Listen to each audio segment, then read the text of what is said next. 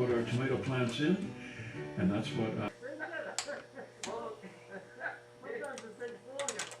you have a question about your car, give us a call. We're at 888 Car Talk. Well, the other day I made mention of the possibility of using them power pack heads over there off of 283 on my Nash what's got a 350.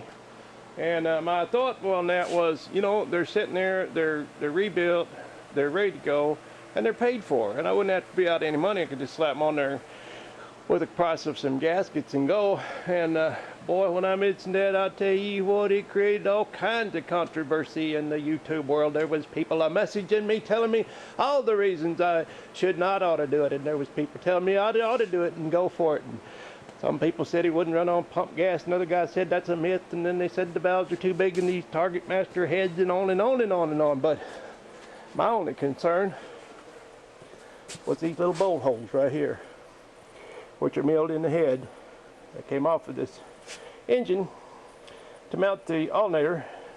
And power pack heads are not milled. They do not have those bolt holes. And that was my only concern. And that was part of my decision to not go with power packs, because I thought I didn't want to build a bracket to hold the alternator.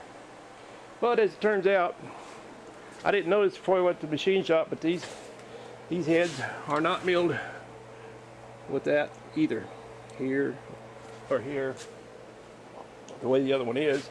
There's a hole here, and I expect I'll be able to use it. It's smaller than the one in the other head, but anyway, I'll make it happen. You know, I'll fit that alternator on there. I can do that.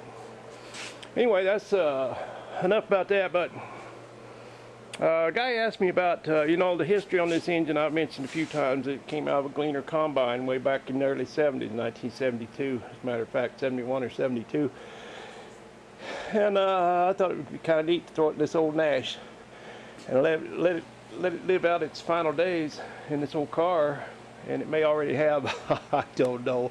If this don't work, well, we'll do something else, you know. But I had a guy said he'd like to see the manifolds, the exhaust manifolds that came off of that engine when it was in a Gleaner combine. Well, it had the ram horn exhaust, but I had never seen any like this before. The bottom was capped off, and it's had a stack going up through the top, of course, because on the combine you'd set your fields on fire if you run down below, so they run the stacks up through the top, and this was cast that way. And that's pretty cool, but I could only use one. I had to use the ram horn on this side due to my steering box down there being in the way.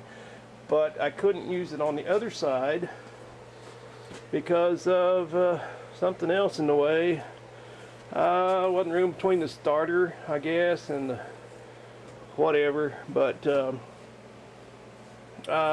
I use a different exhaust. I use like a mid-80s Camaro or Firebird, something like that.